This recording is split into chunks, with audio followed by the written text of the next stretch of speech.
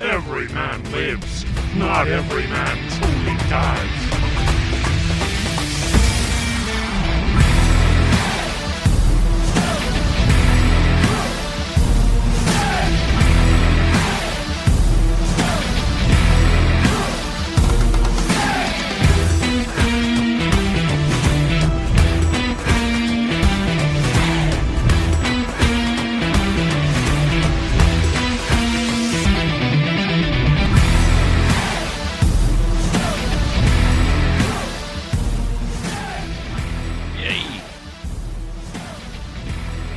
Hello folks, welcome to Fluffenhammer. Welcome to a bit of an experiment, really. First off, before the weird intro, because I guarantee it's going to go off tangent and leave people hanging. Let me just introduce my fellow co-conspirator on this little project, Big D. Hello sir, how are you? Hello, I'm not doing too badly. Yourself? Good. Yeah, I'm battling the demons, and so far I'm winning. That's for spirit. So, this is something a little bit different tonight, and it's born from a couple. Firstly, one of the elements that I notice, especially when I go online at the moment, is of course the challenges that movies are facing, and especially cinemas. People don't go to the cinema now for the same reasons that they used to. They don't take it with the same level of respect. In fact, since the pandemic, if you go to a cinema, you're bound to have a pretty terrible time with people on their phones, people chatting, nobody giving a damn. And that is having a real impact on cinema in general. The weird way that this is all flipped around, though, is that a similar level of sort of downgrade has happened to the home watch of these things. Now that you have everything on downloadable media, on subscription sites, and it's not on physical media, people don't seem to care as much about extras and stories behind the films. They're now, instead of them being films, they're films that you watch on a second monitor whilst you do something else. They're not even things that you're expect, or the film people expect you to focus on beyond a few highlights.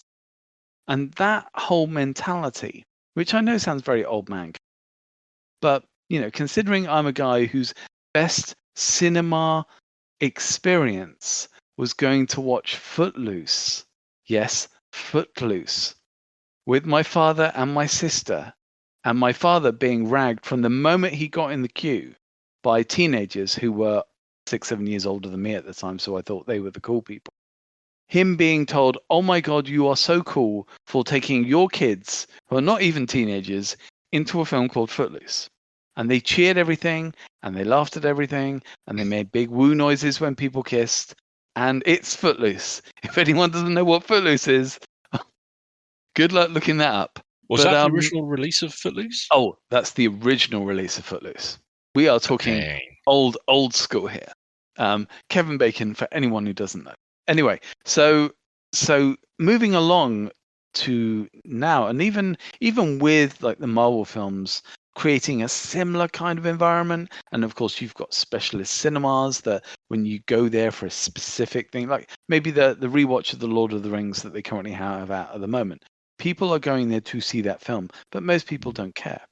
When you're watching stuff at home, it's also sort of downgraded, that downgraded experience. People will just get it, they'll buy it, they'll watch it on a second monitor, they don't care about it. All of that has been noted by everybody. Like you go onto the media, they're always talking. One of the things that has really struggled to survive is falling off is the idea of commentaries. Commentaries used to be a big thing. They used to be an essential part of a DVD box set. DVDs obviously made tons of money back in the day, and doing those commentaries, those little extras, it was a way for the studios to make a little bit of extra money, but it was also a way to behind the curtain, to have those long-form discussions.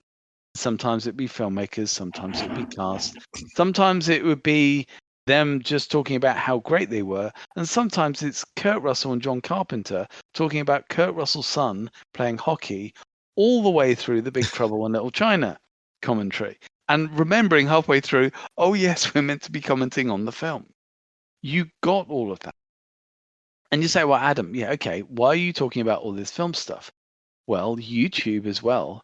People forget YouTube used to be a real hub for commentaries, or fan commentaries. There were loads of channels. And it wasn't like they were showing the entire film. They didn't have this weird dance with copyright that people try and do nowadays, where they show the best bits of a film on a reaction channel where 20 minutes of them gasping at Star Wars for the first time, whilst the big thing is on Patreon. No, this would be normally just a black screen or just a basic screen. The film would be playing, but the people recording would say, look, you go watch the film, play this in the background. It is an alternate fan comment. And it's a chance for fans to talk about the film, to go through how they feel about it, what they think about it, how it meant to them at the time, how it impacts on today. So many things. And the reason I'm saying all of it, 99% of the people that listen to this right now know about this. It's no big deal. But to people coming up, and possibly as well some younger listeners, that's gone. People don't do commentaries anymore. In fact, because of physical media going as well, it's like you're not getting a lot of official commentaries either. So we were talking about stuff to do. Big D and I are thinking about ways that we can contribute stuff, to the Fluffenhammer. And we'd done a couple of shows with Adam. He trusted that we weren't going to destroy the internet by being let loose on it. And we More said, fool him. I know. And considering how randomly I've managed to avoid the point of this video so far, he's like, wow, that is diverging. But it was just, we said to him, why don't we try and do this over, let's face it, the only official 40K film that we have. And it's not like we're going to go all the way through this movie going, oh my God, this is so bad, or this is great, or, oh, they wouldn't do that in the official codex. It's not like that. It's using the film as a jumping on point for other stuff. And if we can do it with this, if you have a film that you want to do it with, well then let Adam know, let us know, have a chat. Maybe you can do it. Because there's nothing stopping you. There was nothing stopping us from doing this. So there should be nothing stopping you from getting involved as well. Did that all make sense, or was that like a huge weird rant? No, I think it did, and I'll be honest, I don't disagree with anything you said, because I still have a massive DVD collection and not as big a Blu-ray collection. And the one thing that I always regret is how you can, as you progress from the early days of DVD through the high watermark of like the Lord of the Rings and the Blade Runner box sets, for ones where they go all out on the commentaries. You reach today and you buy a disc and you got the film, and sometimes that's it. You don't even get trailers. Well, and one of the joys for me of the format is the fact that it's partly an archive format. That it would give you'd get the film, you'd probably get all the theatrical trailers and possibly home release trailers. Commentaries would be nice. Sometimes you might get more than one, sometimes you wouldn't. Do you remember the Predator DVD release, the 2-disc one? That was loaded with Easter eggs. Back in days where you'd have these sets and you'd actually have to do stuff on the remote to unlock certain features. Yeah, absolutely. Yeah, like people have no idea on this, but yeah, you would. I suppose the equivalent of hovering your mouse over something on maybe a game menu. Yeah. And if you're right in the corner, maybe it unlocks a different menu, and you can go into that. You could do that with these discs, and there would be the oddest thing. I mean, sometimes it's blooper reels, sometimes it's odd effects tests. The Star Wars prequel movies were legendary for this because they had full CG animated sequences. The dancing Yoda sequence, I think from Revenge, it's an Easter egg you have to do specific stuff to find on the original DVD release. Predator, like I say, there's one menu where you have to actually go outside the actual menu options to find a part of the menu screen that's been hidden in the foliage. Yeah, and it was back in the day where these things got spread around through rumor and hearsay. Hell, the old film and TV magazines used to have columns dedicated to telling you where the latest releases Easter eggs were hidden, so you could do it. I think I had Nightmare Before Christmas a year before I realized that there was an Easter egg on, and I'd be absolutely kicking myself. And it was just a case of on the DVD controller just pressing a few random buttons, and suddenly you opened up this new option. Mm-hmm. It was amazing. And this is it as well. The people, I mean, there were times when people took themselves very seriously in terms of the way that they portrayed themselves in these extras. Some stars always acted like stars. One of them, I think it's like Magnolia, and at the time Tom Cruise was doing peak Tom Cruise. Yeah, peak Tom Cruise, and he was doing. Well, by the way, we will start the film at some point, but not now. It's a surprise. It's a surprise. But he was he'd shaved his head for something, and it was for one of, I think it was like a Minority Report. It was I think it was Minority Report. Yeah. And apparently at the time, he was the only one on the planet that thought that him shaving his hair was a big deal, like him shaving his head. Even though I'm sure he'd done at least one film where he'd played an army conscript that had had his head shaved when for certain scenes. So he did the commentary, and he was wearing a hoodie over his head and full aviator sunglasses, and he wouldn't reveal to anybody that he. And then right at the end, he gave a little sneak peek of like his ear, and it's like, look, that's what you get when you work for Steven Spielberg. So you get the pomposity, but you also get the flip side. So I mentioned like the John Carpenter and anything with John Carpenter. Conan's a great because you got Schwarzenegger and John Milas. Oh, just yammering for 2 hours and just being Schwarzenegger. You realise it's not an act; he is that extra all the time. And John Milas, nuts, is just as bonkers as he is. The Twilight films are legendary because the cast, all the young actors, did it completely drunk, really, just ripping the piss out of it, which is hilarious. The Lord of the Rings films, of course, are legendary for it because you got the 4 different commentaries. Yep. And so you got Peter, Fran, and Philippa, the director and the writers, doing one. You've got the cast. You've got the effects team. I can't remember what the 4th one was, but they're all delightful. The effects team are just these wonderful nerds from Weta Workshop, just telling you all about the stuff they did and where they popped up, and just being really nerdy about it, right? It's that one main guy as well who has a really distinctive voice. Yeah, Richard Taylor has this. That's it. It sounds harsh because his voice is slightly adenoidal, and he does come across as the archetypal geek. But man, he's just great. He's got so much enthusiasm for everything. Anytime I see anything with him in, whether it's a video that Adam Savage may have gone over to Weta to do something with, whether he's doing a bit of commentary work, or anything he's involved in, it's just like, right, this is going to be entertaining because the man is just so positive about everything he's been doing. It's great. This is I think as well, by the time of the 3rd film, they realized that the Hobbits worked so well together. The actors who played the Hobbits were so good that I think they ended up just taking over most of it, and they almost like stitched in the other.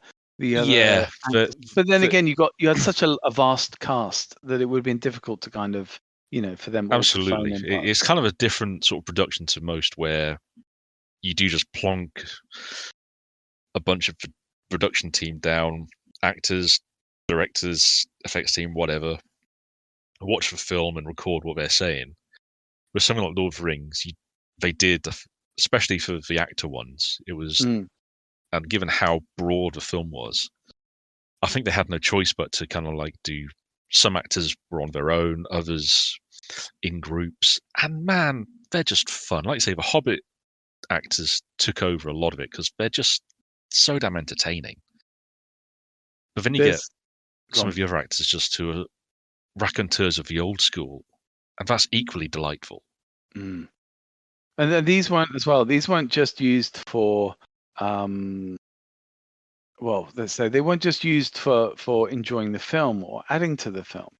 At this point, especially the highlight of DVDs and Blu-rays, you also had people like Robert Rodriguez who were using his DVD as a way to instruct other filmmakers. Yeah. Kevin Smith, who was kind of using it to deconstruct filmmaking to make it more accessible to other people. You had people like the Farrelly brothers. I think it's Dodgeball, where about half an hour in, this was all staged, but they actually go, look, this is great, but we're a bit bored. Have you got another commentary that we can play over this? And they actually play a completely different commentary for the last 45 minutes over that track. Oh, that's brilliant. You've got other ones where they keep going afterwards, other ones where they leave early, ones where, yes, they do get really drunk.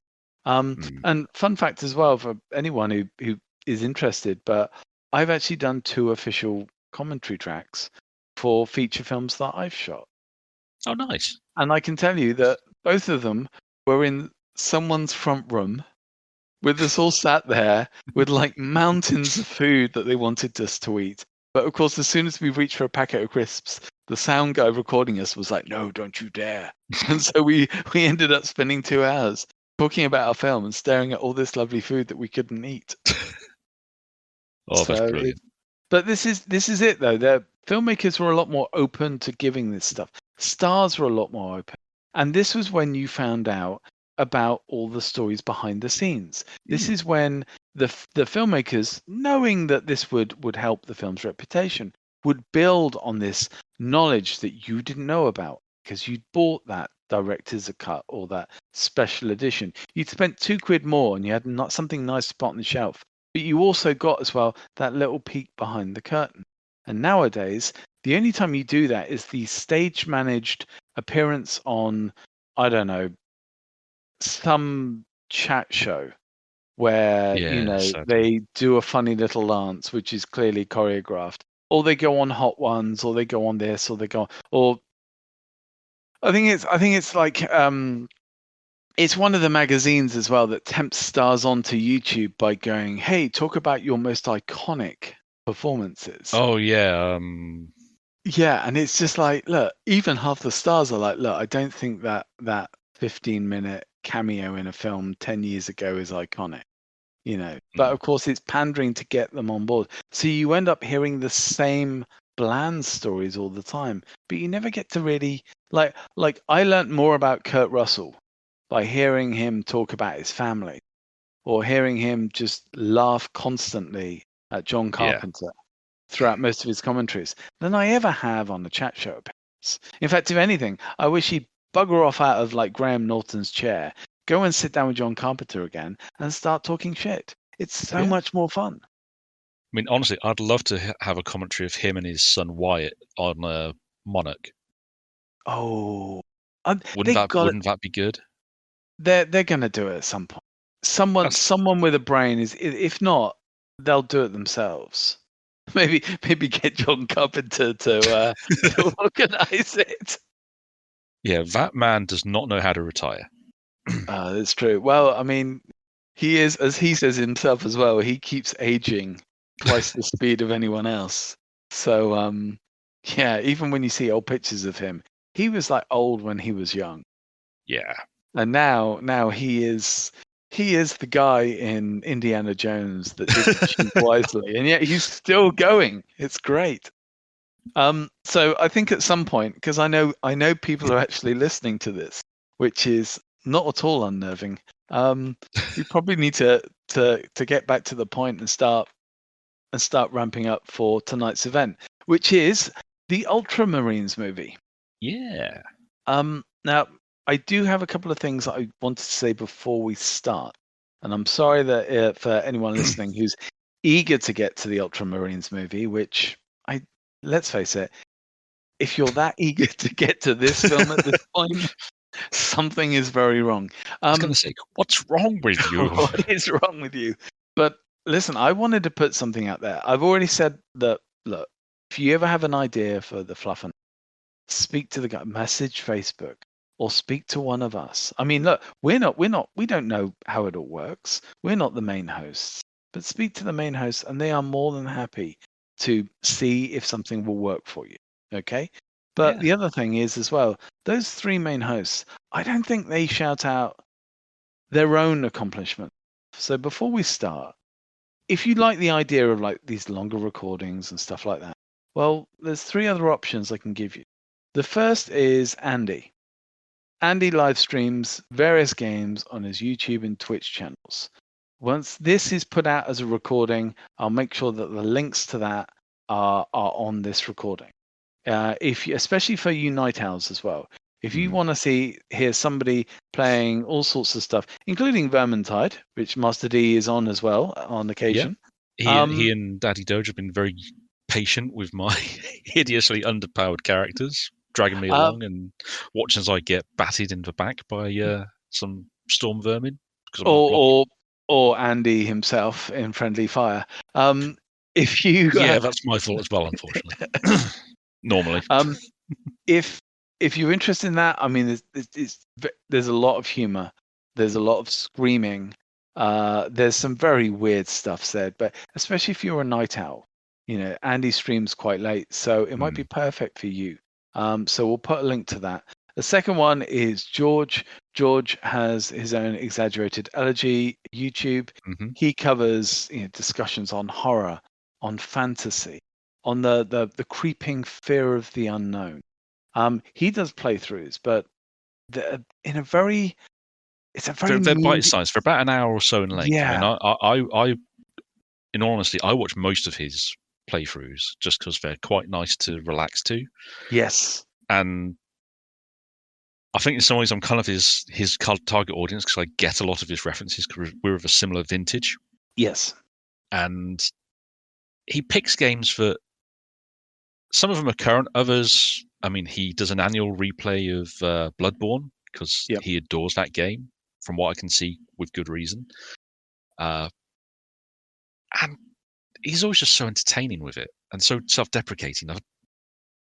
If you are painting, and this is not a negative thing as well, because you can obviously watch his channel, but if you're painting or doing something else, especially with the hobby, and you want to feel that mood, but also be entertained, George is perfect for that. Yeah. He also covers as well his own work because he's got books out, which I realized myself the other day. My copy of Strange Playgrounds actually took a right old battering during my move, so I need to reorder it.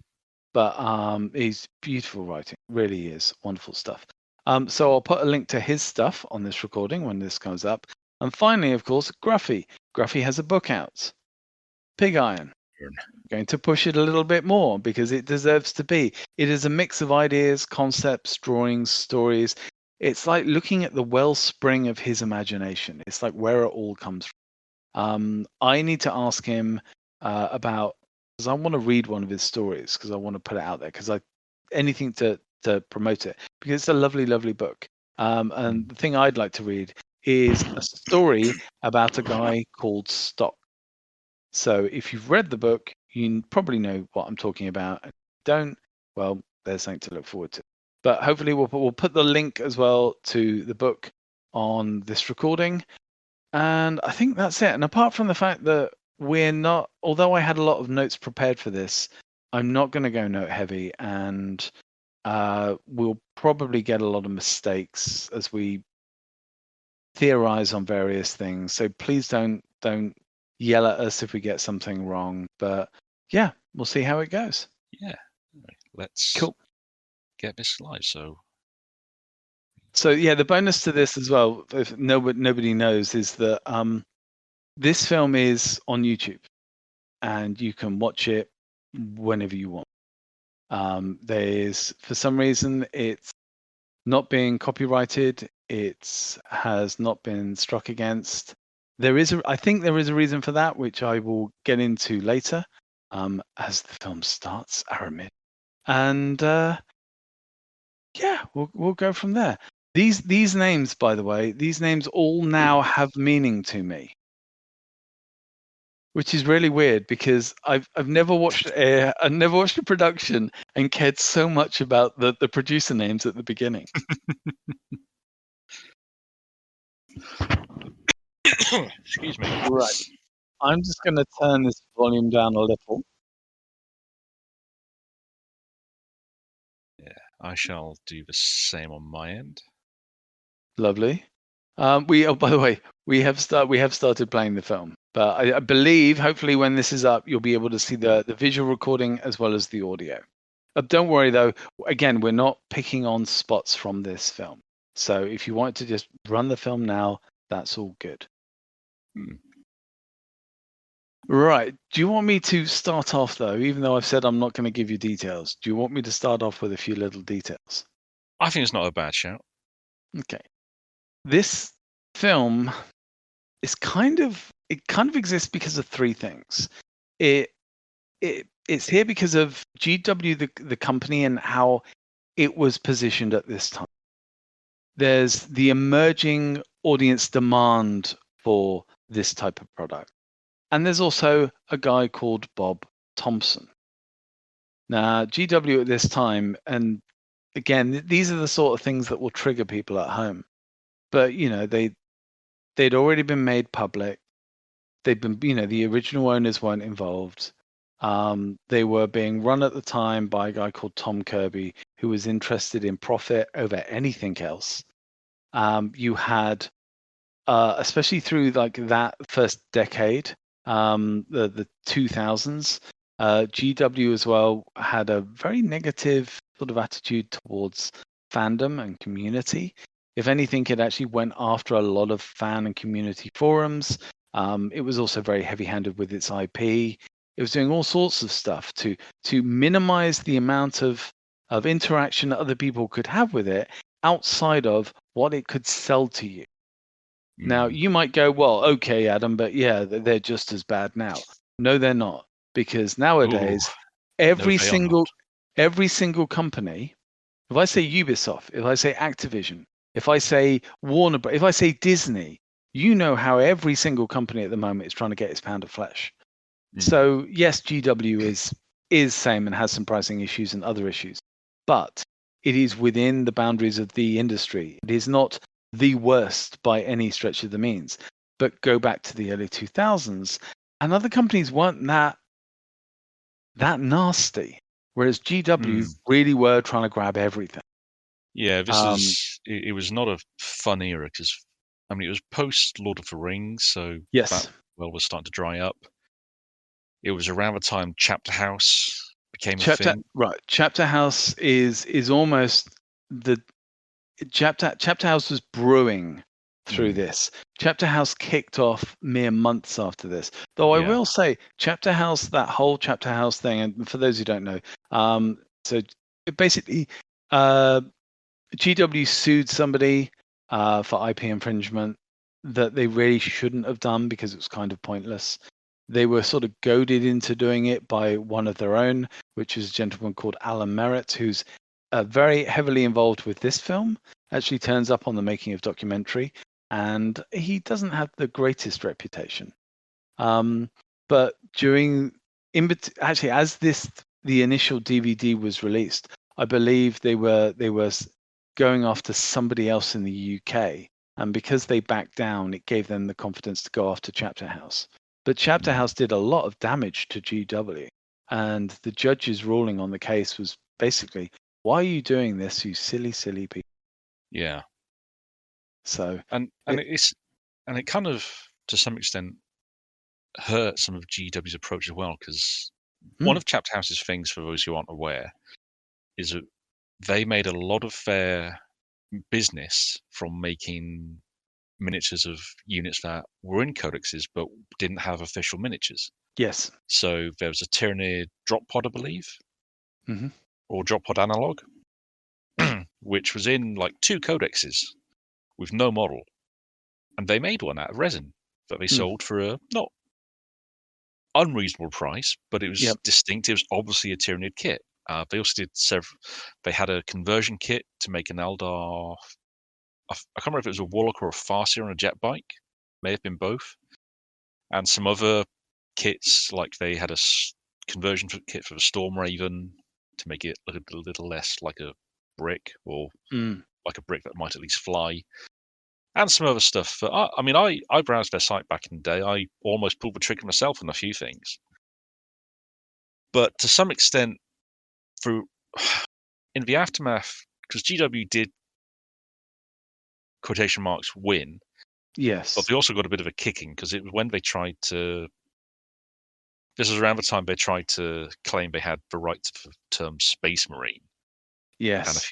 And so in the aftermath, they began naming things as Codex Adaptus Astartes, Astra Militarum, Aldari, Jakari, that sort of thing. Make it more obviously their own distinct IP, which there is, I want to say that now, there is absolutely nothing wrong with that. No. Because it's possibly something that they perhaps should have done earlier, but they didn't do it by choice. They kind of did it because they had to. Yeah, they didn't have any other way around it. They were stuck. Yeah, and they got roundly trounced for trying to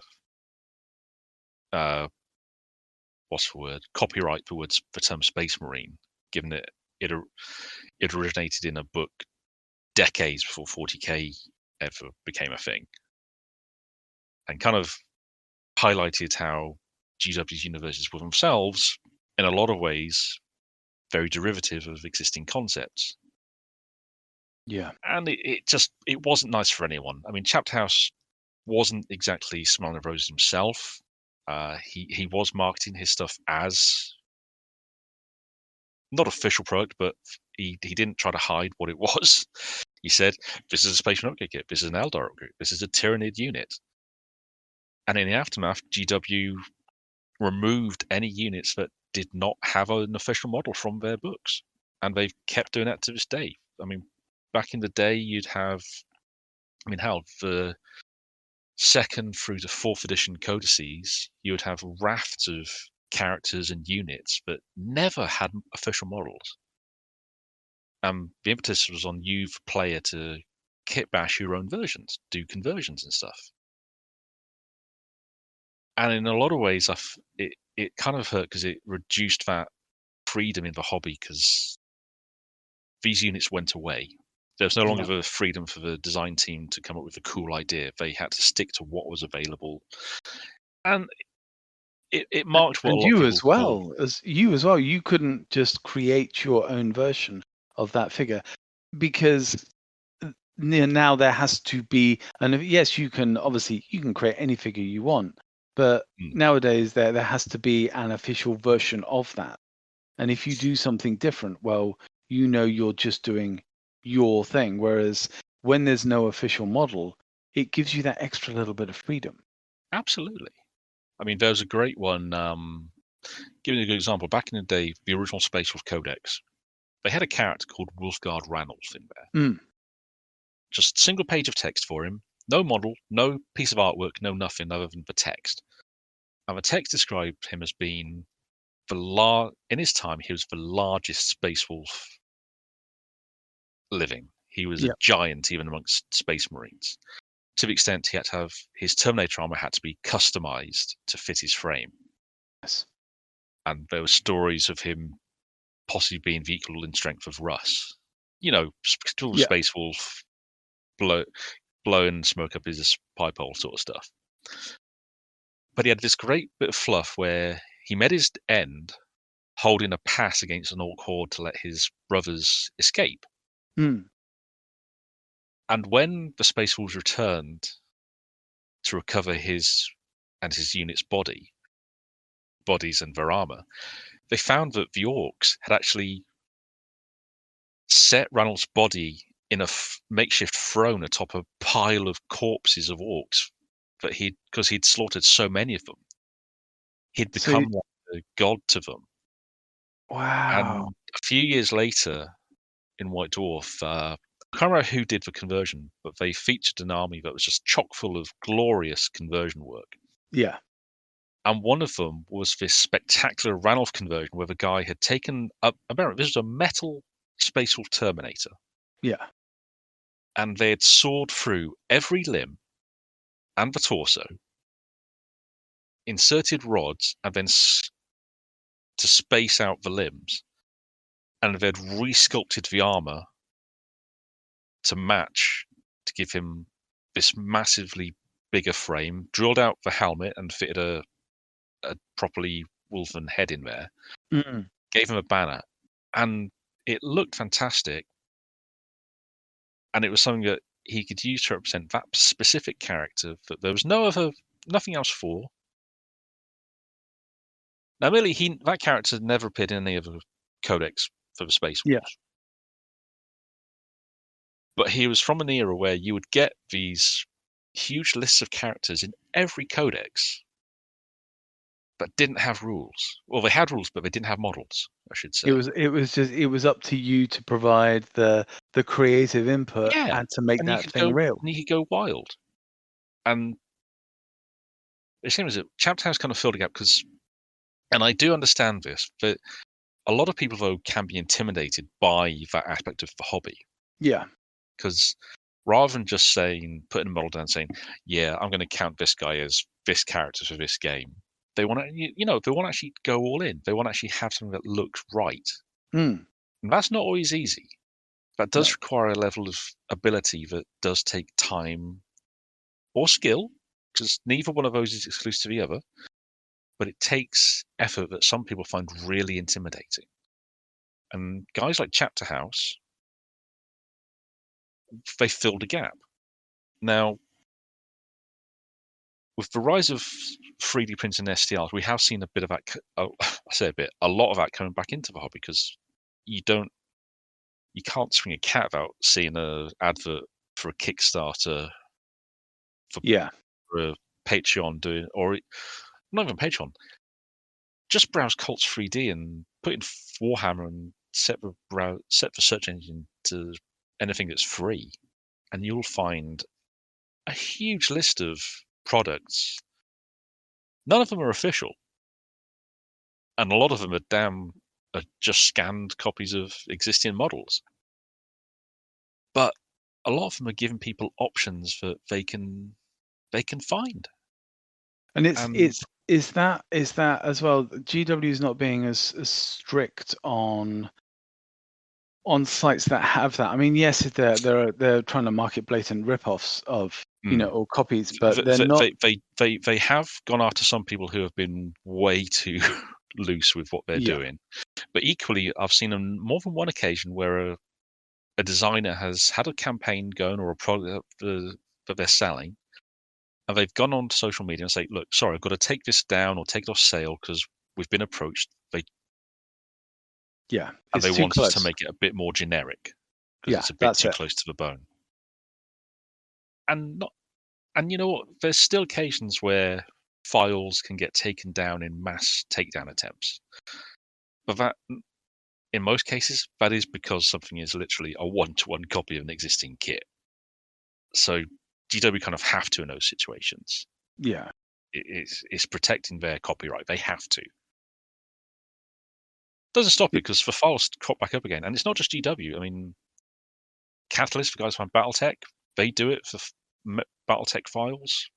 I've seen more than one of those go down, and it's just the nature of the business nowadays. It's just the companies are a bit more. They're not as banhammer either. Yeah, they're a bit more willing to interact with the people making the designs and saying, "Look, what can you do to make this not as infringing on our IP, so we don't have to bring down the hammer," Yeah. So it's weird as well. We were talking about the before the film started. We were talking about the DVDs and like the power, the amount of sway that DVD had over media, especially at this time. Because when this was being made, DVD was at its peak. You'd had in the years leading up to this, you had the Raimi Spider-Man films, the Singer X-Men films. Whoever Fox decided that week that was going to do the next Fantastic Four film, you had even when things weren't working really well for comic or fantasy, you had that holdover, as you said as well, from the Lord of the Rings, and Daredevil and Ghost Rider. But there's something interesting about this. So I know a lot of the criticism about this film is obviously based on its writing.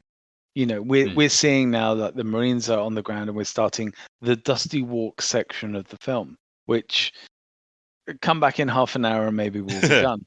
But back then, like 2008 was a huge year because you had a couple of pivotal things happen with Marvel.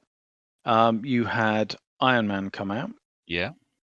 You had, arguably more importantly, you had Incredible Hulk.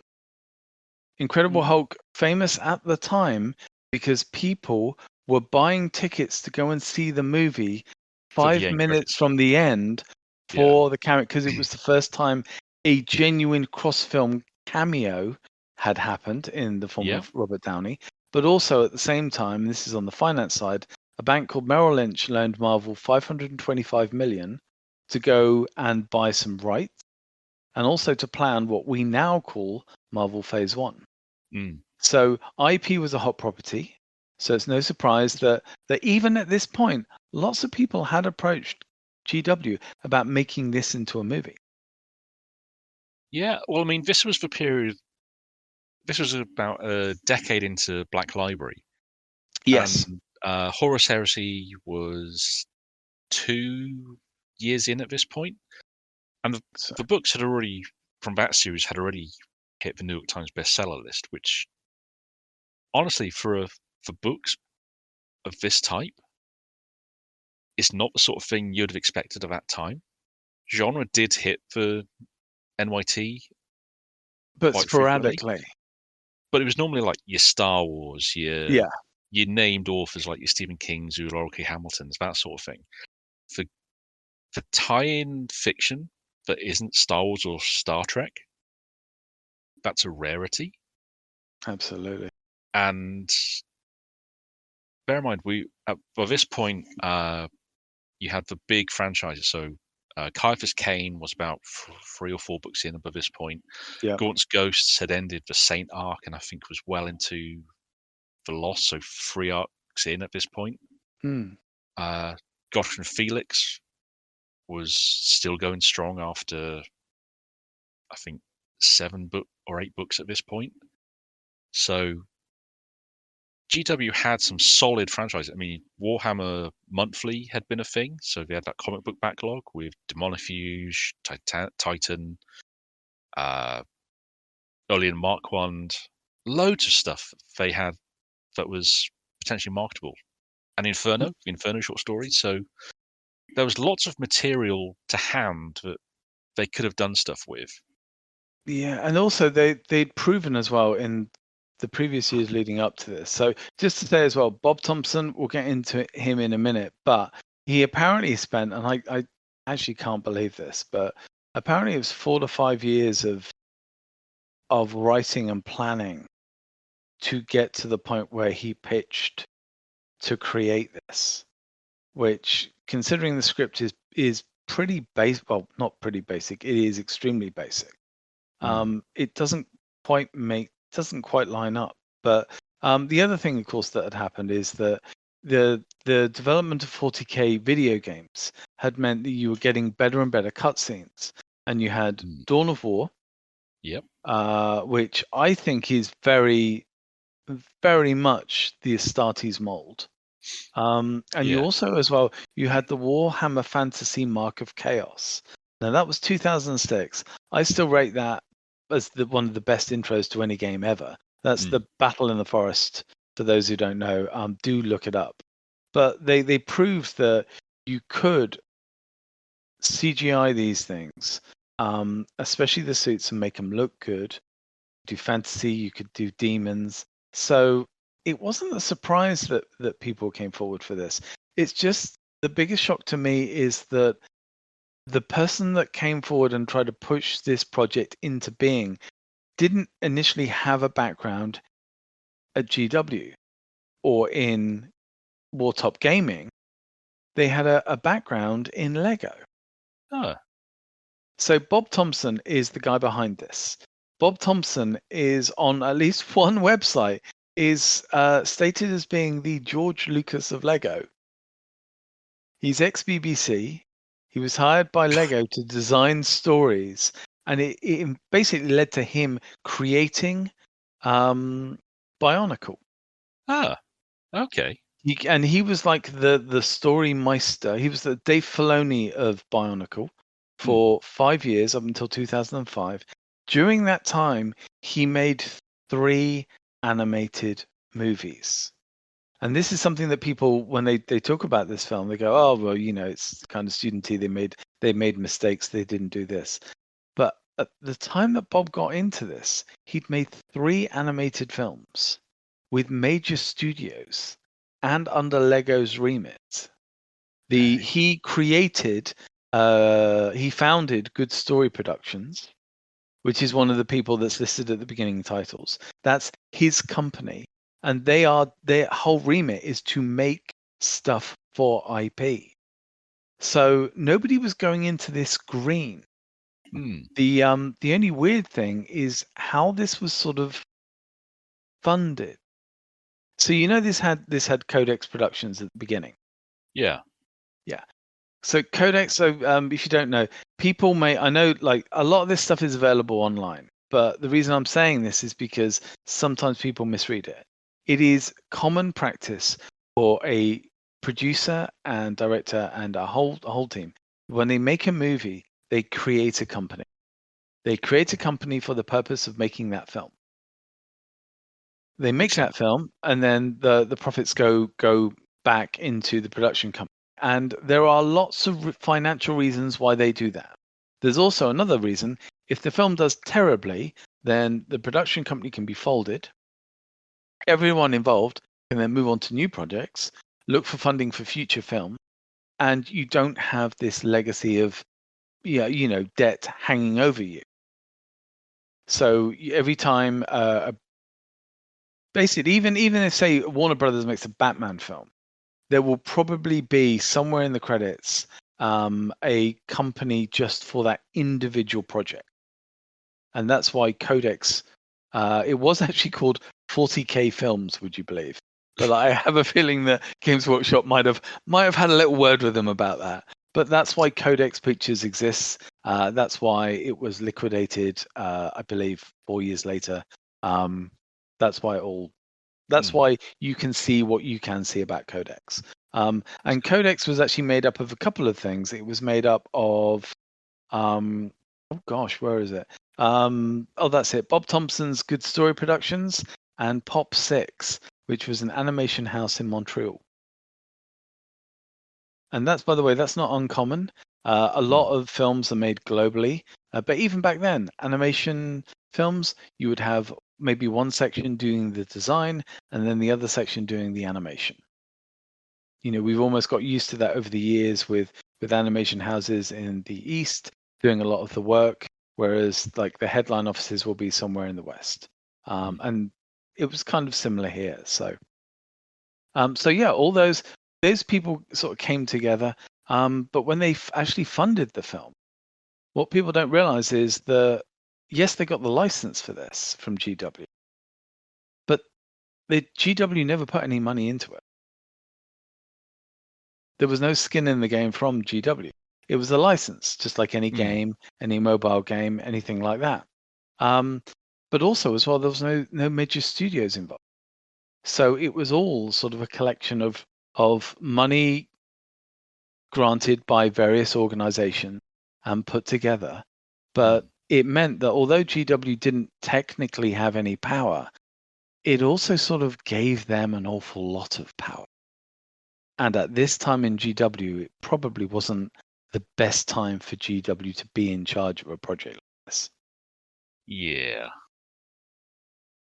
So, by the way, is there anything, I know I've waffled on about all sorts of crap, but is there anything, about the actual film that you want to say at this point? Well, I was just going to say, it's been a while since I've actually watched Ultramarines, and for all its not inconsiderable flaws, I have to say the actual aesthetic, yes, has been pretty on point. I mean, things like the Land Speeder. I mean, I love the Land Speeder, that 3rd edition design. To see that actually working as a low-level skimmer, as a proper recon unit, that's cool. How they've a couple of times zoomed into a Marine's helmet through the lens to see his eye tracking the deep information. Yeah, they said that's something we never really. It's always been mentioned, but you don't really get a feel for that in a lot of, especially in a lot of visual depictions of Space Marines. They really try. They were at pains to try and ape specific cinematic shots. And if you go through the film as well, and I urge people to do this, I know that there are elements that might not be as thrilling as others, but there might be a single shot within a sequence where the detail is suddenly 5 times higher. And there's this beautiful shading to a piece, and you look at it and you go, "Oh, they've done that purely for a screen grab." Yeah, must have. But what people don't realize is that when they were making this film, GW were running this team ragged over changes. Apparently, there's half an hour of footage that was made and created and rendered, and then had to be changed because they wanted somebody holding a particular weapon to hold it in the other hand. Jeez. And at the time, when you're rendering, and rendering is huge money, it's a lot of work. Yeah. Back then, you could have been looking at conservatively a minute a frame, and you're rendering big chunks to see if it works. And just to go through all this work and then have it fed back, no, do it again. Yeah. And you've only got a small team. Plus, as well, and this came to light. So this is courtesy of some comments that were made actually on the YouTube Ultramarine video, made by somebody who I've done some research, and yeah, he is the guy. He's a guy that worked on the film, and he talked about the conditions in making it. The only time that someone from the production has really given a clear insight into what's gone on. But he said that they kept so many times having to redo stuff. Every time they redid it, they had less time to do it. They had less money. They had less ability. They had less staff. And also that they were given designs, 2D designs from the UK, that they then had to redesign because they didn't work as 3D. And you then had... With any sauce? Yeah, but I didn't have to on anymore. I'm getting some noise in the background. I don't know about you. Oh, there's a bit of gunfire going on. I imagine it might be that. Oh, okay. It could be. But yeah, you end up with sequences then that you've got some really polished sequences, some really tight pieces, some things that look extremely dramatic. But then on the flip side, you end up with sequences that look soft, things that don't look well put together, or character designs that look as though they've sort of been rushed at the last minute. And some of the stories about people creating pretty hefty environments by themselves over a couple of weeks, when nowadays you would have a team of 30 people probably working away for 3-4 months at the same thing. It does smack of a team that were making a very challenging project, but it didn't take much for outside influences to kind of derail it a little. And I'm not being overly critical, because these are people that dared to do something that nobody else would do. They wanted to make a 40K movie. So, I mean, credit to them. They did it. Nobody else has. Yeah. And you know what? Here's my whole method of thinking. Of anytime I approach any form of media, I always try and approach it with the understanding that no one goes into something like this wanting to make a bad product. At least some step, everyone involved in it is, or the majority of people at least, they want to put out the best product they can. And they actually give a damn about trying to do that. The end result might not be what they intended. It may not be good, but I try and find the positive in anything, because someone put a lot of work into this. I mean, like you were saying, these guys were getting crunched big time from all accounts by GW, which I don't envy them at all on that score. But looking at it now, the actual CGI, yeah, the faces can be a bit janky. but the actual design of each of the Marines' armors and everything, and like I said, the actual aesthetic visually is pretty spot on, you know?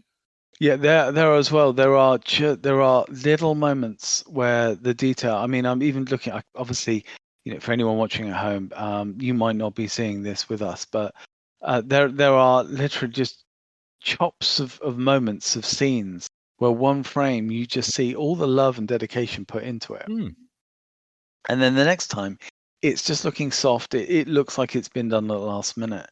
It's also worth noting as well that they foresaw like issues that Astartes would have, and actually a lot of other games since. The idea of let's do a thing about a film about Space Marines. Well, if they're all wearing the same uniform, how do we tell them apart? So that's why they realized sensibly, right, let's get the helmets off for a couple of them. And they tried to implement this technology that had been used in games and Harry Potter, where they're filming the actors and they're using that as part of the basis of the animation. And that's beautiful. That's wonderful. It didn't quite work in this, but you could see where they were trying to do it. I think actually not long after this, one of the best ways that somebody dealt with the idea of how do we deal like a bunch of stormtroopers. Yeah, there we go. The the recent Star Wars trilogy, when they wanted to identify a stormtrooper as being our hero.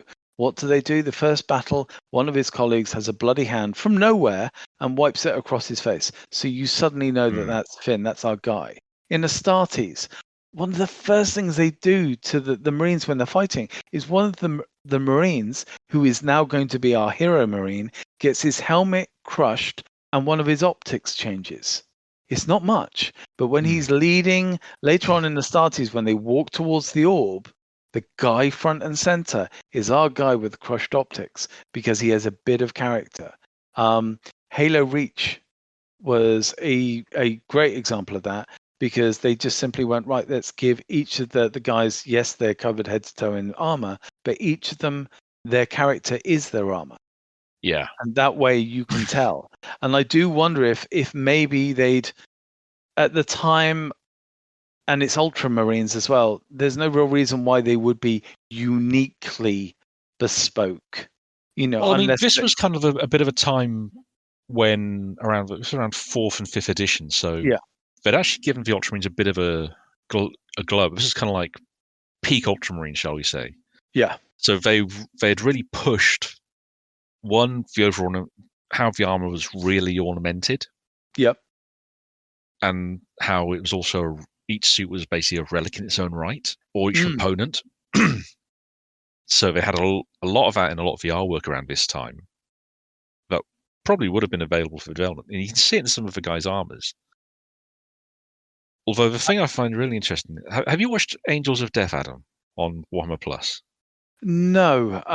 Okay. Andy has mentioned that. He's mentioned that Hell's Reach and other things, but it's like I have to admit, Warhammer Plus doesn't really fill me with confidence, and I don't want to actually do the whole like pirating. I know that sounds odd, but no, that's fine. I mean, my take's always been that the Warhammer Plus subscription is you're paying for the access to the apps and the library, the book library.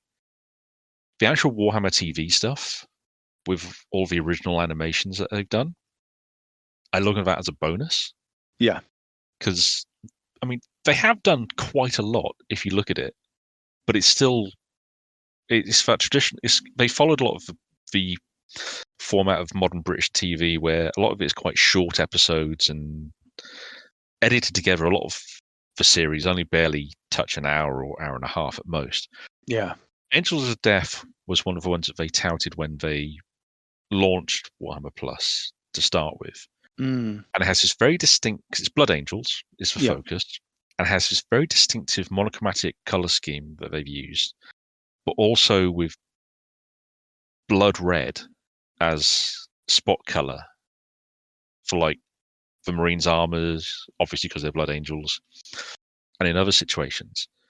And with each of the members of the Blood Angels themselves, the squad, especially the squad you follow through most of the series, they really did put a lot of time into making sure that each one of them, helmeted or not, could be identifiable.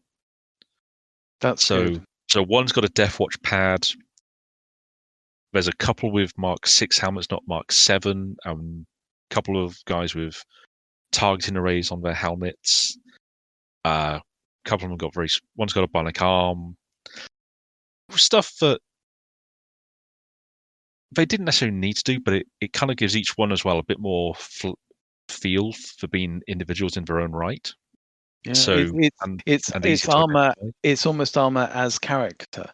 It's not being lazy. It's just you hope that they would then add the character afterwards to ramp up.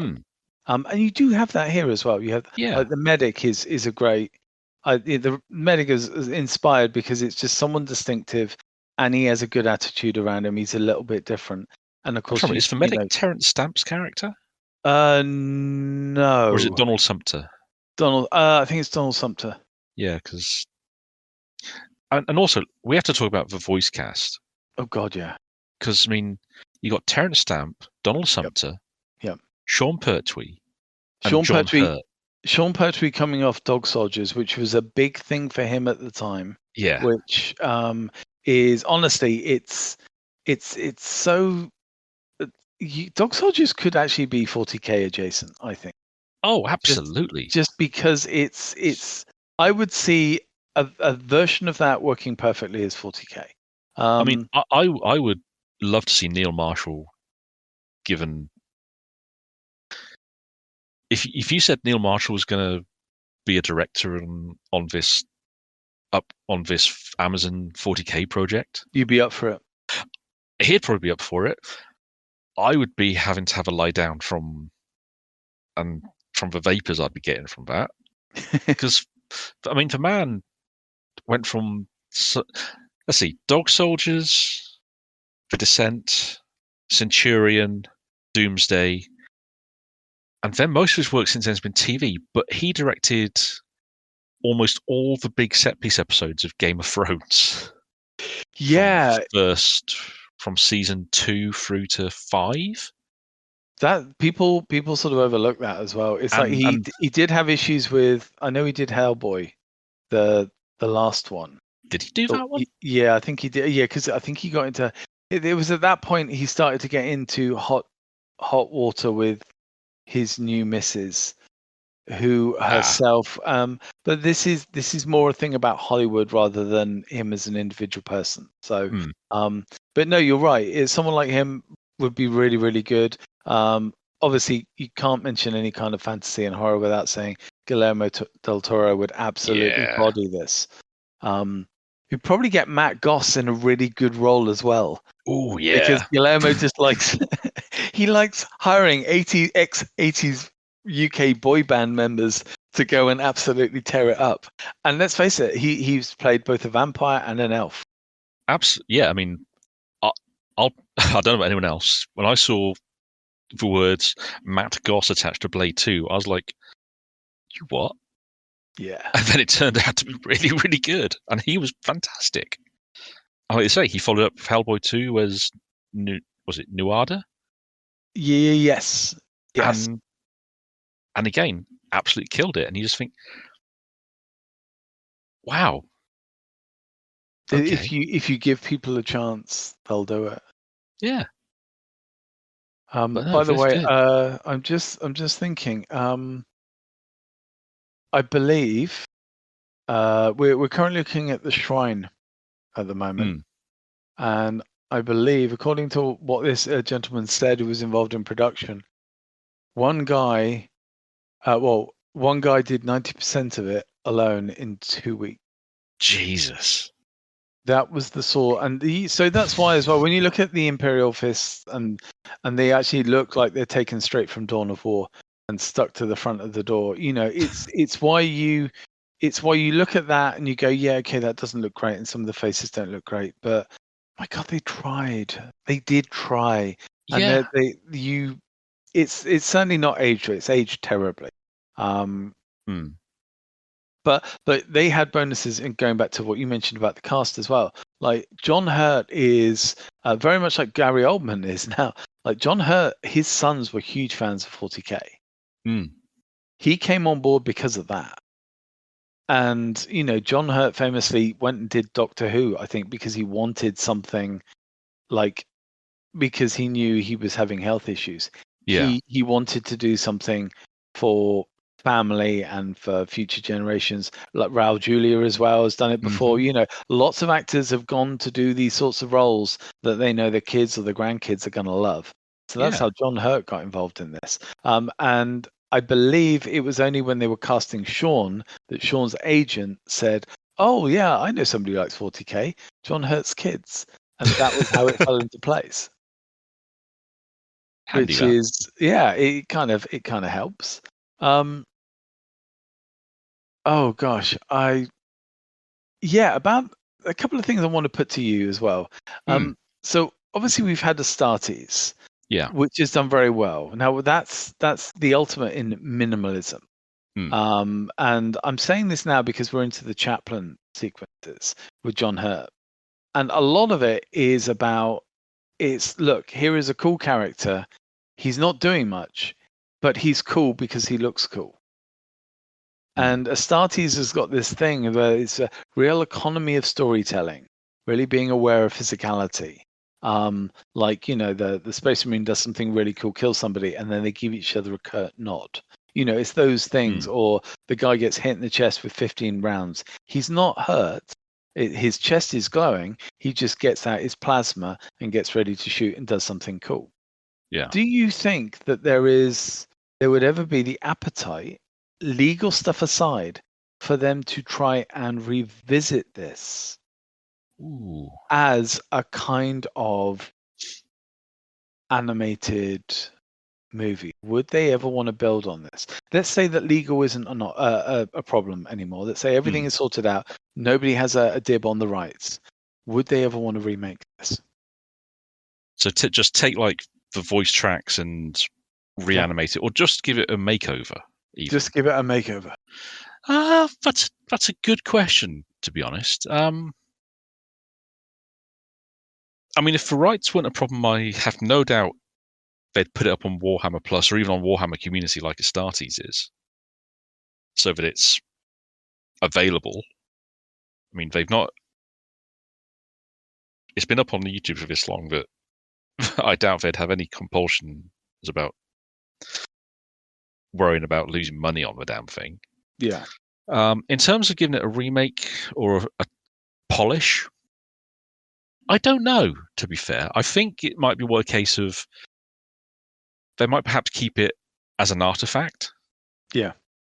As part of the history of Warhammer in popular fiction.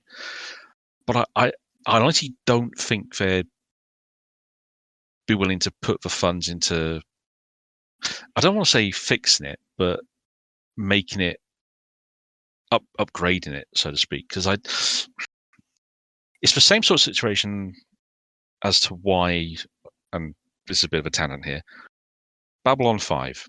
One of the most groundbreaking shows of its kind. Yep. You can see a lot of Babylon 5's influence in how stuff is produced today in media. And at the time, the effects work was groundbreaking, the CGI and whatnot. But part of the reason it's not had a HD remaster, even though it has been released on Blu-ray, it's not actually a remaster. Is because the effects work. I mean, the actual show itself was shot on film. Yeah. Stock. So that's not the problem. The problem is that the special effects in all the space sequences, stuff that kind of made its real mark to audiences coming into it, because it's aged so much, you'd have to be redone from scratch. And Warner Brothers are not willing to.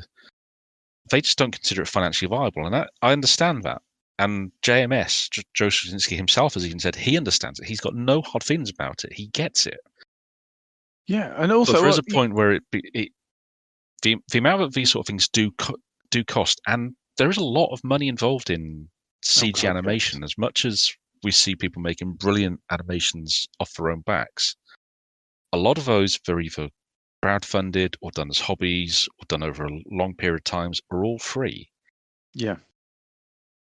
To do something at a professional level requires a lot of time and money being paid into it.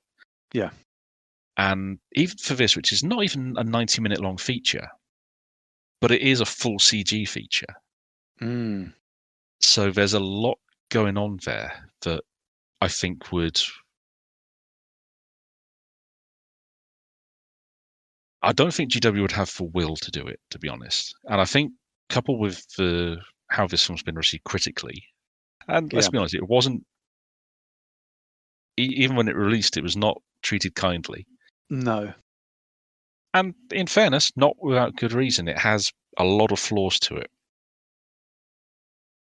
I could, at most, I could see them making it available as a free watch on Warhammer Community. Yeah. As I say, much like you've done with Astartes, I couldn't see them giving it a full remaster. No, and actually, speaking as well of that, a little bit on the promotion of this, because this is something where I do actually have some direct experience. So if you go on, say, one of those things that they've got on the wiki, everybody knows about, this was announced at a Games Day at the NEC. And then there were teasers for it, and I believe a panel as well at an MCM Expo. That was in 2000. That MCM is basically Comic-Con. Yeah. And that was, if you go to like the DVD, so the DVD as well, you've got your basic and you've got the special edition. Special edition has caused all sorts of problems for this company, and we'll go through that at the end. But they filmed all of their shots of fandom and people getting excited about this at Comic-Con, but not in a Hall H, it's Marvel, everyone's going nuts. No, they just took the regular crowds milling around Comic-Con. And in fact, the display they had, they looks like they had a panel, but the panel wasn't, definitely not high up on stage. It was just one of the spare areas that they have that a lot of these sorts of small productions have. Like small comic runs have similar things. Yeah. But also they had these banners up, and they were showing that like some trailer footage on one of them. But that was just in a regular area. And they were using a lot of the MCM comic crowd, which, let's face it, Comic-Cons were huge at that point. That's where a lot of these so-called fans were. There's actually very, very little actual Warhammer fans. They made a point of interviewing a couple of people in cosplay, but it shows you how they were trying to use, because they knew money was tight. They knew they weren't getting a lot of money. They did, I mean, as well, depending on where you go as well, the budget was anywhere between 3 million and 9 million, depending on who you believe. That doesn't include the distribution rights, which are about 450k each. But also, this guy who's spoken about it said that only about 1 million actually trickled down to actual production. So this is a tiny. And I went on the Sunday because at the time, fun fact, I was living in London, living in a shared house, including Transformers comic colorist Liam Shalhoub.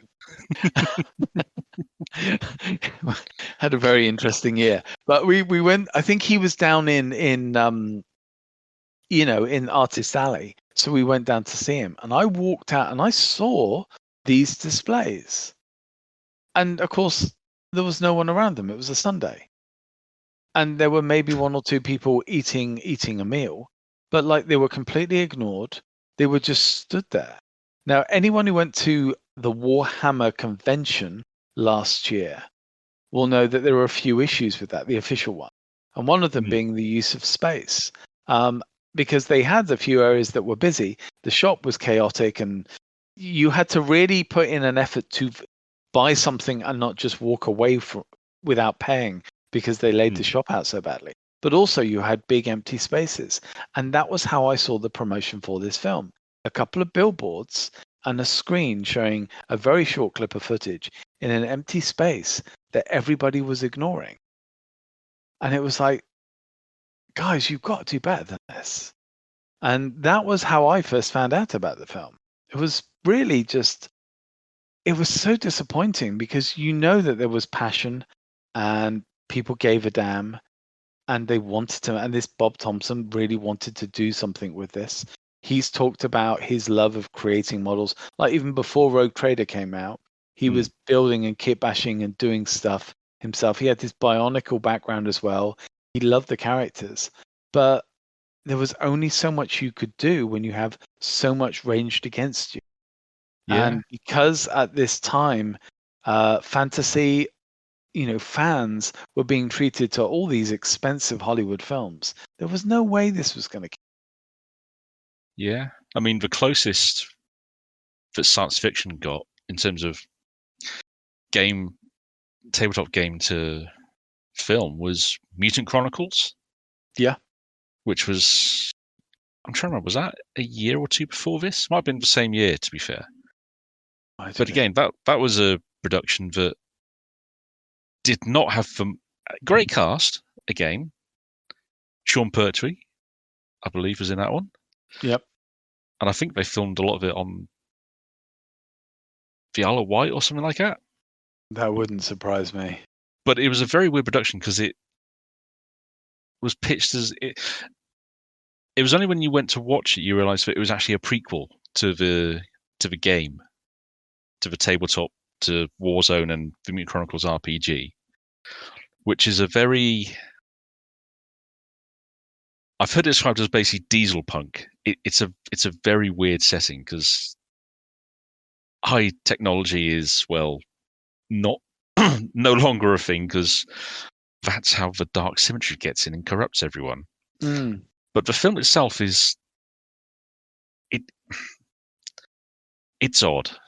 It's very odd. It's those attempts at trying to do something a little different. It's something that you don't, and that's the other thing as well. You don't see stuff like this nowadays because people are so ultra safe. Yeah. That's why there's a lot of discussion around how GW are going to approach this next movie. Is that how do they incorporate all the things that they want to incorporate, but how do they avoid the mistakes? I hate to say it, but the mistakes of this movie.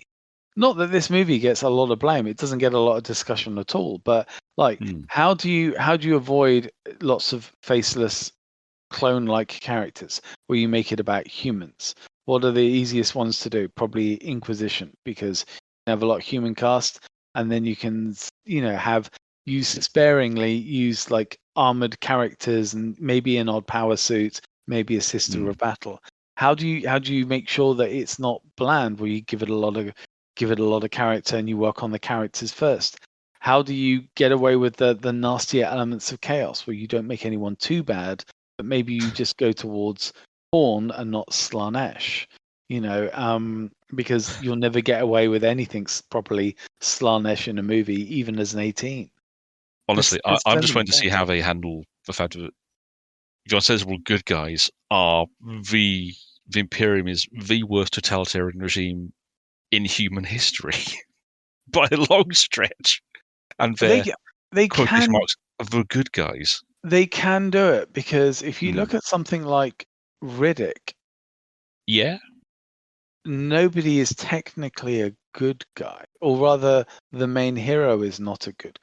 And of course, you've got Dredd as well, which, I mean, it's a small audience, but I think if you had a series of good characters, genuinely good characters, crossing paths with this whoever, say Inquisitor, and despite them raging at him for most of the movie for being a really nasty piece of work, poor old Henry.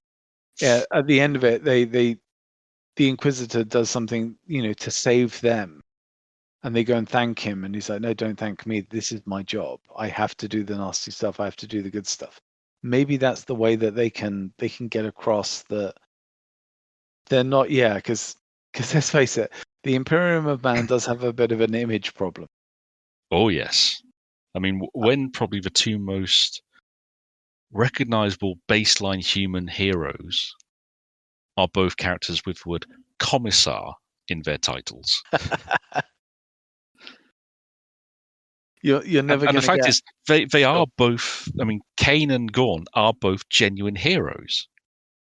Yes. It just so happens that in any other setting, even Kane, for all his self-depreciation and genuine low cunning, humanity, and Gaunt, who is regarded for all his, he is a genuine hero in the truest sense of the word hero.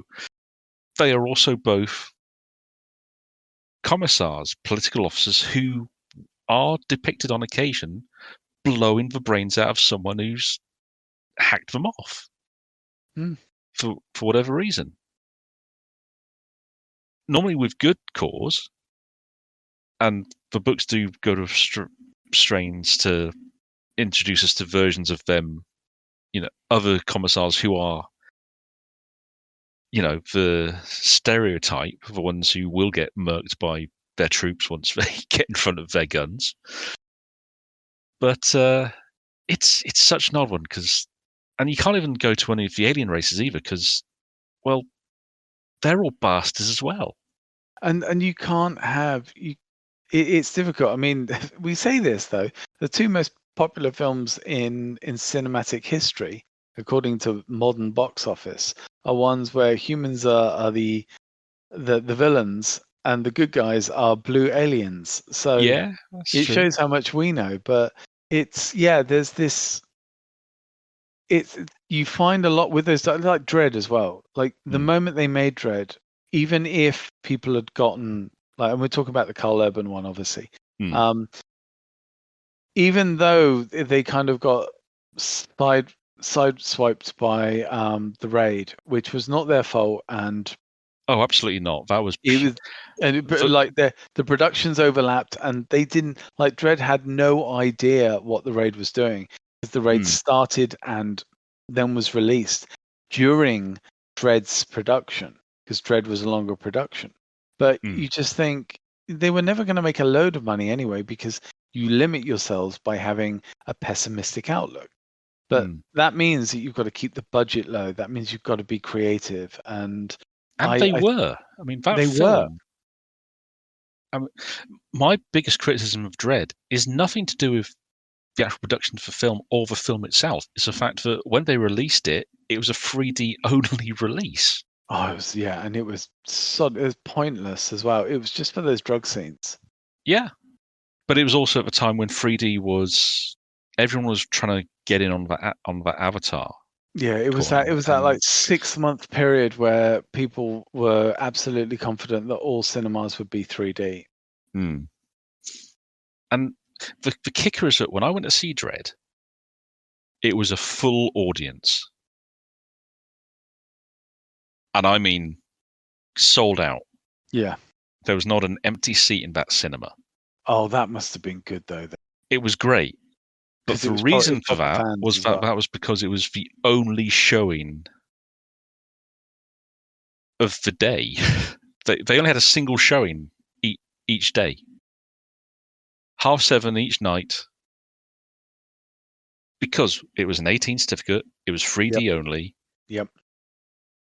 And that's despite the fact it's only like 90 minutes long. It's a really lean movie. And the guys behind it, Alex Garland and co, have really... They put every cent they could on screen and making it a prequel so they could work with the South African cityscape. Yep. Genius idea.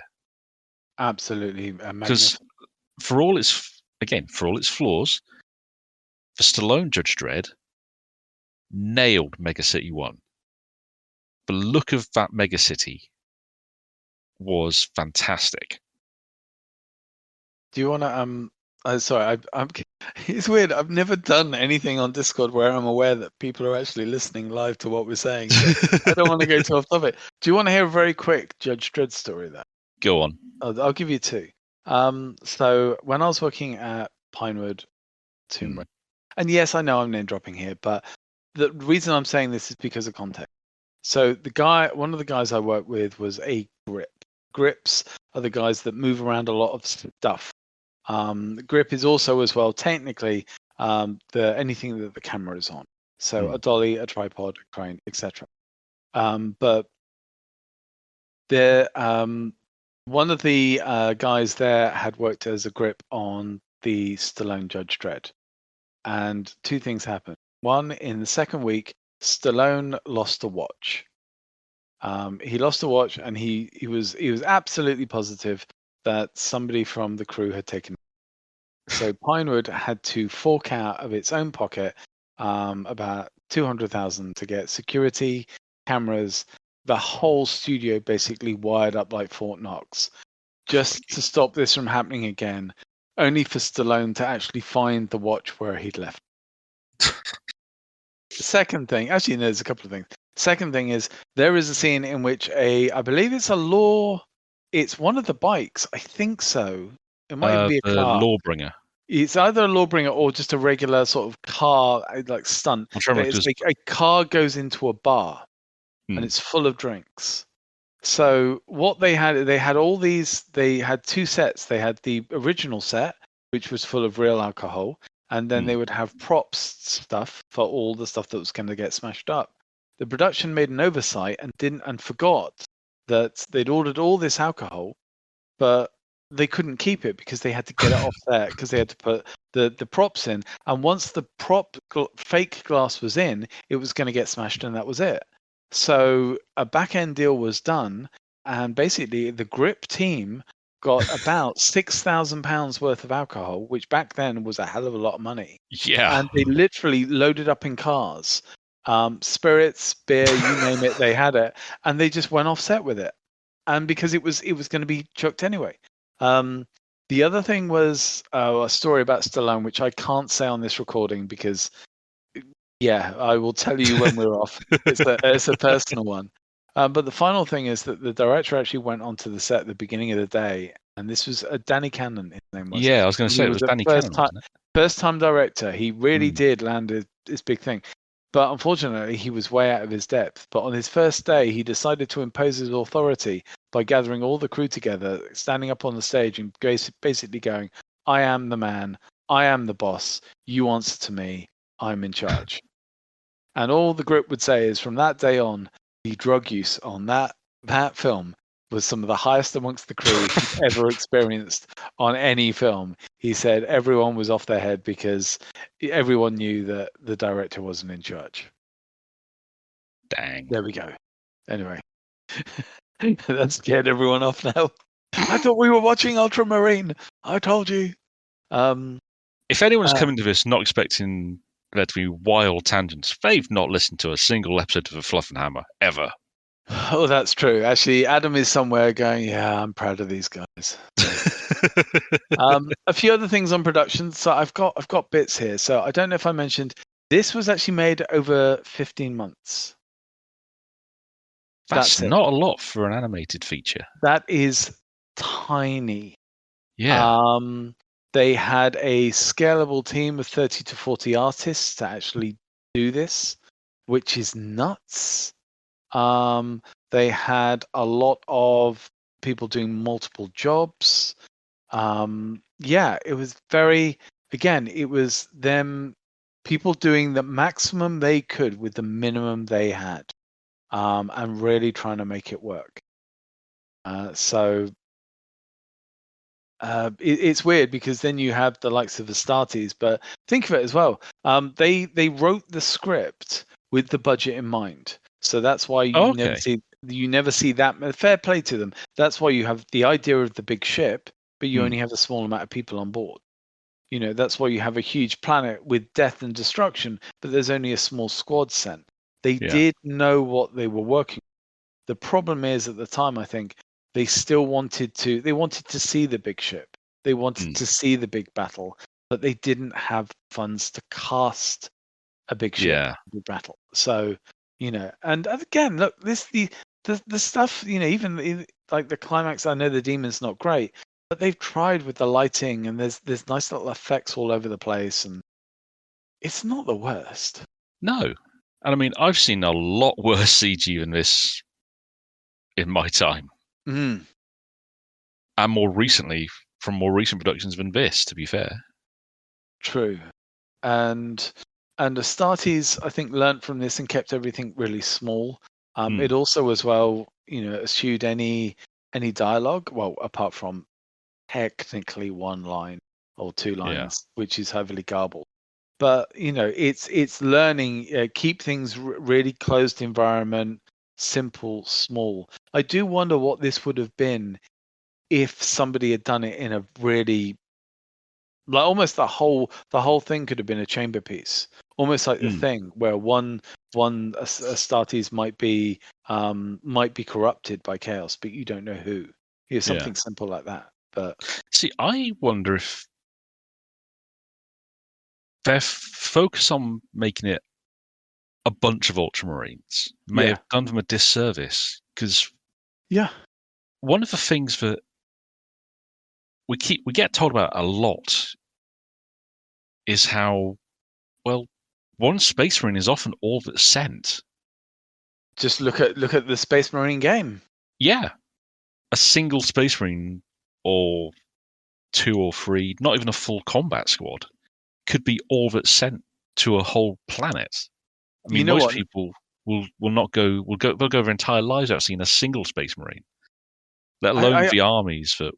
You've nailed it. You've absolutely nailed it. If they had done the mix as well from Space Marine, you've got the hero, the old guy, and the newbie. This would have been perfect. Yeah, because you would have had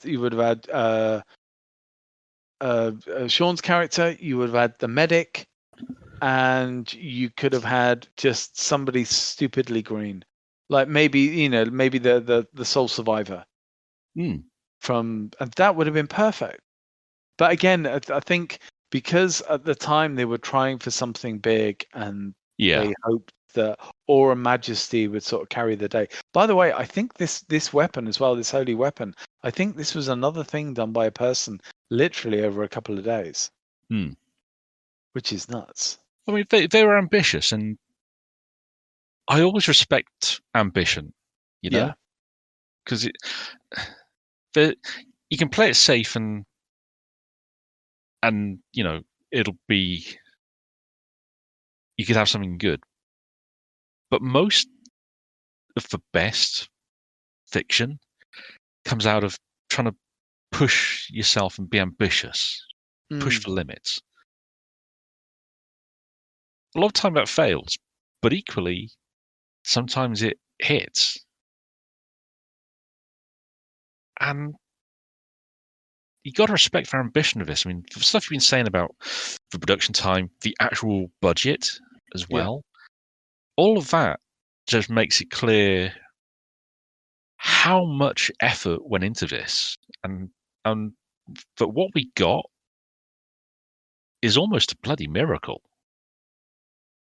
And you think about as well, since this, yes, we've had Astartes, we have had some good fan films, but they've had to put a lot of money. You can tell a lot of money and effort and a lot of care into creating very short pieces of high quality. Yeah. And I think, I mean, there is a wonderful 20-minute film in this movie. If the same resources had just been put into the smaller project, but they swung for it. It's what I think was quite sad, and I've seen online as well, is that people talking about like the reaction when people saw it at the time, because even on release, like people, I think there was some screenings, and someone from GW was there, and you could tell that GW weren't happy with the overall product. But at the same time, it was like, well, you haven't contributed anything to this. GW didn't help; they hindered this. And I do wonder if as well if GW's kind of reticence to get involved with the future project, and also the fact that they've been so, I don't know if you've like read between the lines of the way that they've talked about their film that they're trying to make, or this project they're trying to make. They allotted a year just to discuss with the Amazon whether it would be viable. Yeah. That's a whole year. They are being so careful about trying to see if it will fit. And from everything I hear as well, Henry's like very much like focused on trying to make sure that this is accurate. I get the feeling as well, if it's not accurate, he's going to bail. But a lot of it will probably be from Amazon not wanting to put anything out that is that family unfriendly, as 40K sadly is. I'm really intrigued. I mean, I wonder about that because remember, Amazon are the guys. They make The Boys. Yes. Which, I mean, I will admit, I've not got around to watching it yet, purely because I have bad tastes left over from the comic book, because the comic book is really quite mean-spirited. I gather that the TV show, it's gross, but it's nowhere near as, it's not got that same spite to it. No, it's not. I mean, I don't know. Again, spoilers for anyone listening. No, actually, I'll avoid that. It's just they don't seem to go in such a cruel. They don't have quite that bitter taste to every character. I don't know how it's going to roll to a close, because things have deviated from the books. But I think in only a positive way. It's absolutely worth seeing it. Yeah, but you know what I mean? Yeah. Amazon are not risk averse on that score. I remember when they announced The Boys, and I thought, how the fuck are they going to do this? And the answer was, they just went all in. So I don't think they'll have any bones about dealing with the nastier elements of the 40K universe, because, I mean, let's be honest, to some extent, that's a feature, not a bug. That darkness, that real, it's a cliche. The whole 30 minutes to midnight, and the universe is going down the pan. This is the darkest future possible, and anything goes just to survive. Yeah. I think they're probably going to be fine about it. It's more going to be the execution. But equally, though, I mean, can make it. Yeah. I mean, it's science fiction, which generally is easier than fantasy, and they funded not one but two different fantasy TV shows, which are not perfect by any stretch, but Wheel of Time and Rings of Power are both perfectly serviceable TV shows. I will go to bat for both of those, because I did not expect much from either, and I was genuinely surprised pleasantly about both. And that tells me that Amazon are willing to put the work in. It doesn't always pay off for it. Rings of Power's problem is that it's got a big honking elephant in a room to compare it to, which is unfair for anything, to be honest. Whereas Wheel of Time has made changes to the books that I have no problem with, and I think they've been smart changes. But that all tells me that Amazon, and again, they did The Expanse, really high quality high concept science fiction. Did they do the Orlando Bloom Carnival Row? Yes. I can't remember how it was in the States, but they aired it certainly in the UK. It was an Amazon exclusive. Oh, I think it might be a co-production. Because that's huge amounts of, massive amounts of money on the screen. Looks absolutely beautiful. So they can do it, and there's nothing gracious about that universe. It's a nasty old universe. So I do expect that they can they can pull this together. I think it's just finding the right way to get at it, and also the fact that it's not just unfortunately, the Imperium of Man is nasty, is that it's pulling from certain things. By the way, as we speak, I'm seeing Games Workshop come up on the credits, and Alan Merritt is right there.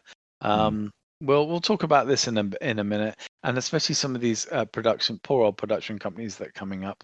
But yeah, it's just whether they can get around the very fascistic, if it's okay for me to say that. Oh yeah, GW have made no bones. The 40K universe and the Imperium in particular is a fascistic monotheist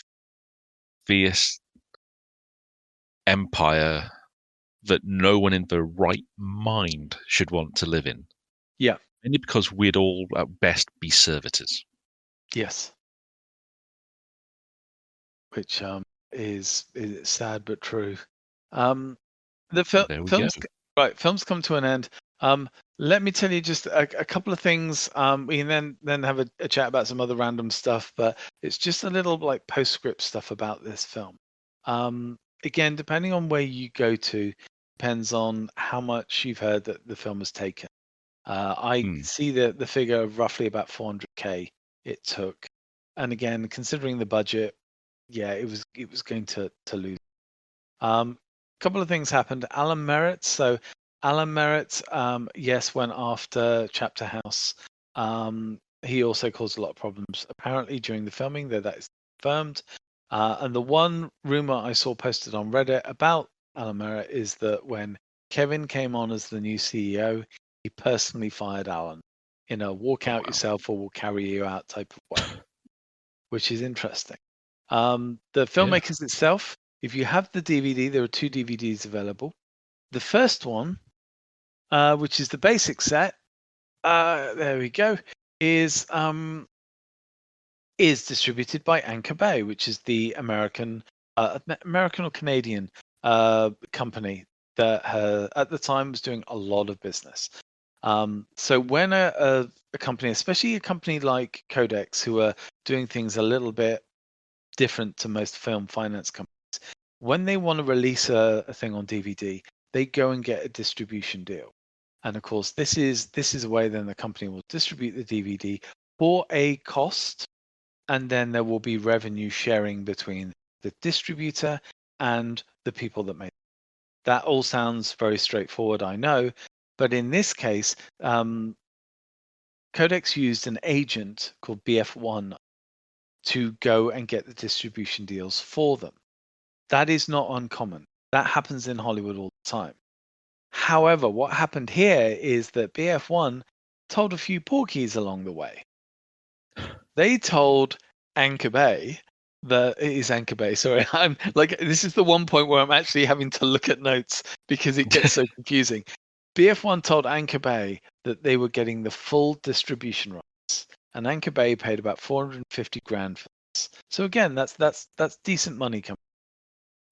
So Anchor Bay did the release, but the guys at Codex wanted to do this special edition.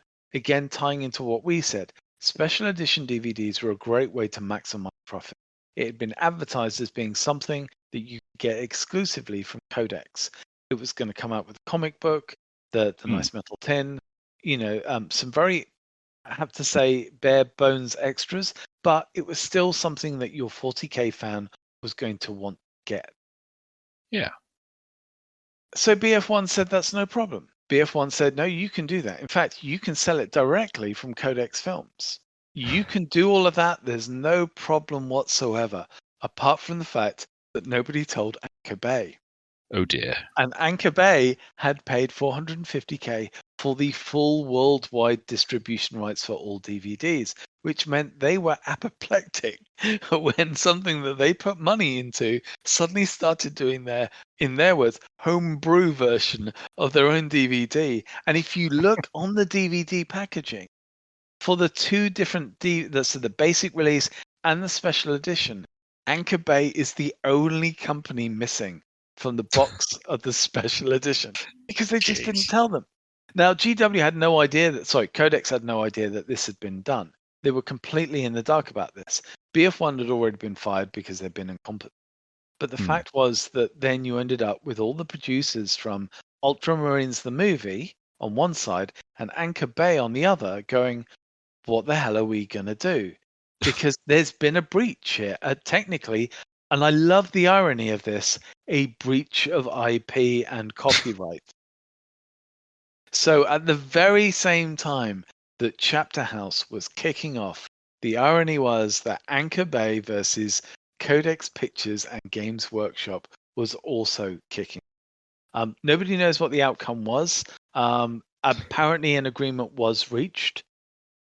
But yeah, that was why there were problems. There were problems getting the original DVD released. And then when it came to the special edition, people were ordering the DVD and not getting it for months. And that was because they didn't even know if they could release it. But speaking of release as well, everyone and their mother has looked up Codex Pictures, and everyone has seen that, as I said at the start, the company was created to make the film, and then the film makes lots of money, then great. That money actually gets funneled into uses. So say I make a film for Guy Ritchie called Lock, Stock, right? Big D, say you invest 10 grand, but you invest 10 grand not as a core seeder, you're like one of the extra people. Yeah. So once I've made all my profit, or once I make a profit, I'll pay you back your 10 grand. Right. The people that in that same position with Lockstock have still never got their money back. Because all the money that came in for Lockstock, again, use the same example, I'm going to use that to promote the DVD. And I'm going to use that to promote the next script I'm doing. And I'm going to use that to fund this and fund that, fund publicity. Is there any money over to pay the other people? No, because that's not profit. We need all of this money to do stuff. That's the way that a lot of these production companies work. Yeah. And that's why when you fund a film, you have to get basis points, which is something you guys have probably all heard about on any sort of podcast or YouTube where they talk about film business. Basis points. Actors tend to get basis points. Or, and apologies for the slightly derogatory term here, or monkey points, which are the other form of profit share. And I still have half a dozen contracts for feature films where I've gained a percentage or 0.32% of a film's net, and I will never see any money off. And if you think that's bad for me, I don't mind, because these were cheapy, crappy films that I made ages ago.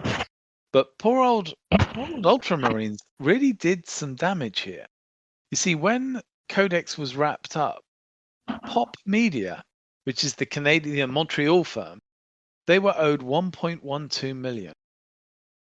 Finance Wales was owed 200k. Aramid, which is, I believe, a production company, it's one of those things in the title, they were owed 1.15. And this is really weird. There were two private investors, Lawrence and Helen Holder, and they were owed 69,000. Crikey. Nice. So yeah, it's really weird how it all turned out. And of course, when they wrapped the company up, like those debts, that was it. You didn't get any money back. Even stated there was no money going back to these. So that they lost out. Now they might have gained some money through other means. There might have been other funds paid to them in different ways, and this was just the official figures. But it did look as though a lot of people lost out on this, even though apparently the soundtrack did well. Apparently DVDs were bought in bulk. I don't know, but it doesn't seem like it really did that well. So a shame, but here we go. Yeah. Ooh. Shame that. Which is the way. So yeah. I don't even know what to say to people now. I think the main thing is just if you've borne with us for the recording and you've enjoyed it, let us know. If you'd like the idea to be, if we do another one of these, if we do it totally about the film, if we mirror the film that we're watching closer, or do we just pick random topics and go off on it, because technically it would then act as just another podcast, which is not a bad thing. Not at all, and it gives us something in the background to veer back to if we completely lose track. And also as well, if you have an idea for a film and if you want to get involved, do you think you can talk as much random bullshit as I have talked the last hour? If so, sign you up. We'll sign you up straight away. Absolutely. We need people like you. If you've listened to any of, not even regular Fluffenhammers, but anything that I've done with Gruff, where he's gotten myself involved in, like for Saving For Skaven, those have gone well off track. If you think that, if that sounded great to you and you think you could do the same, please let us know. Because I thoroughly enjoyed doing those, and I'd like to try and keep doing them whilst Gruffy's otherwise occupied. Absolutely. But equally, if you have ideas for films, like Adam said, let us know. And hell, if you have ideas for a title for this, I'm going to take suggestions. I thought about Fluffenhammer. I thought about all sorts of stuff. I thought about fluffing for movies, but that could get us in trouble. Yeah, film fluffers. Yeah. Listen, give me 2 seconds. I'm scrolling through the Fluffenhammer now because I want to thank two people and also make a bit of an apology as well before we go. So for those of you who don't know, and this is not to put a down on stuff, let's just say I had a bit of an accident. And so I've at times been online, but maybe on a few more pillars. And about a week or so ago, I wanted to find out a bit more about GW in 2010s. Obviously, to comment on this video, and talk about stuff like that. But because I was a little bit out of it, I was a bit sarcastic. And I referred to the period of like 2008 as being the glory days. I was taking the mick, but I appreciate that because I wrote it badly, people didn't get what I was, and they were like, "Well, hang on a second, are you sure that was a bad time, not a good time?" And there was confusion. The more I tried to then correct it, the more confusing it. So apologies to those people I confused. I then put up a post with correct wording, and John Paul Weir and Ian Bassett were lovely enough to come back to me. Thank you very much, gentlemen. The week since then has been a bit tough for me, so I wasn't able to follow up with your advice, but I do appreciate the fact that you came back on my post and that you were helpful. Thank you so much for that. I've not interacted with John Paul directly myself, but I've met Ian. He, like me, he's a Southwest lad. He's at Download at the moment, so God bless you, sir. I hope you took your kayak with you. But he's a good chap. And Download, the most orky of all metal fests. Yeah, I keep looking at people at my Facebook feed, and there's so many people I know who are there or want to be there. And I'm just thinking, how do I know this many metalheads? It's just natural. If you live long enough, you discover them all. I think we should probably go and give people their evening. Probably. We've taken up much of their valuable time as is, but I have thoroughly enjoyed this. I've loved this. Yeah. I've certainly learned a bit that I wasn't aware of. Some stuff I was tangentially aware of, but not in too much detail. So your research has been exemplary, mate. Thank you for doing all that work and digging out for the fine nuggets of what went into this film. And thank you as well. It's been great to have. I know they're random conversations, but I think some of the people listening will probably want to jump on this just to enjoy this kind of nice, gentle conversation. I hope so. Random stuff. And if so, then we can definitely find ways to maybe expand it to other people. Get other people.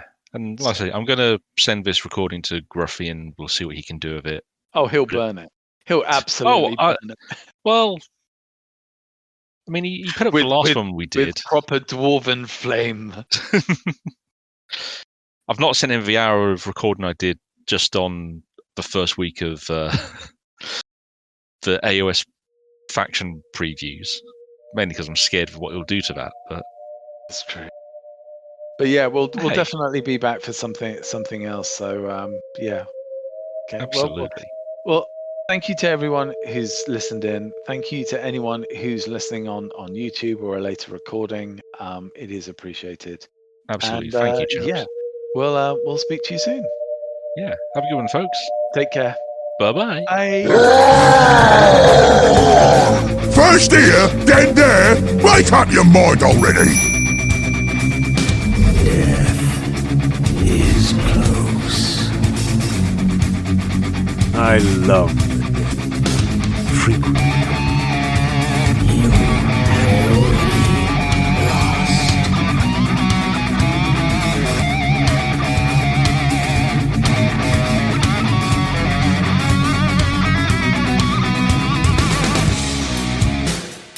Are you still here?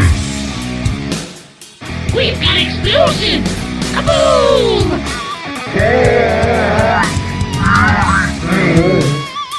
I warned you.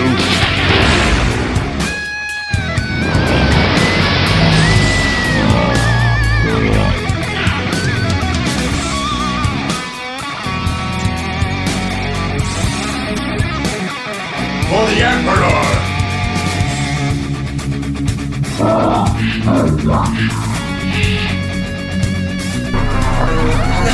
Look at you, hacker. A pathetic creature of meat and bone, panting and sweating as you run through my corridors. How can you challenge a perfect, immortal machine?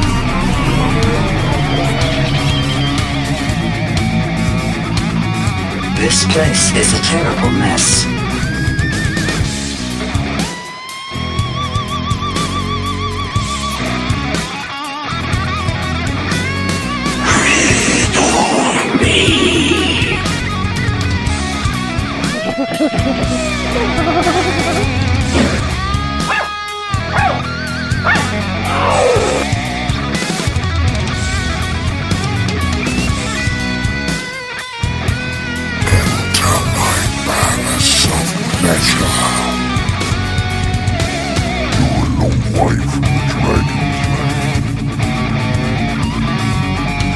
My goose is getting cooked. Nice one, boss.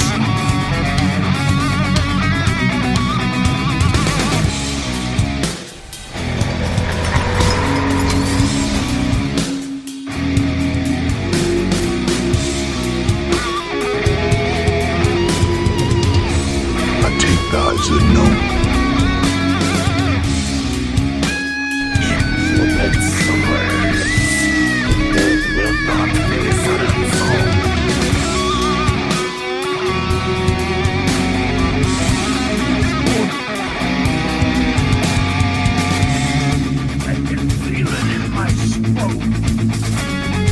Those are the gates of the Goblin City.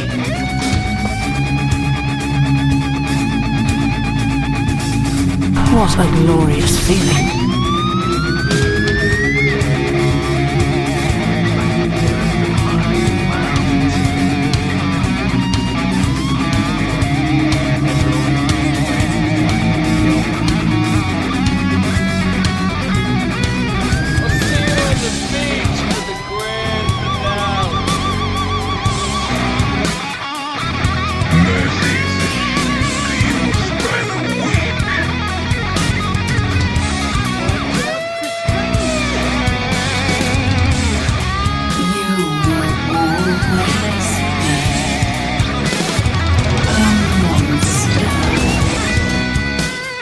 We have destroyed that which offended the Emperor. Victory for the righteous!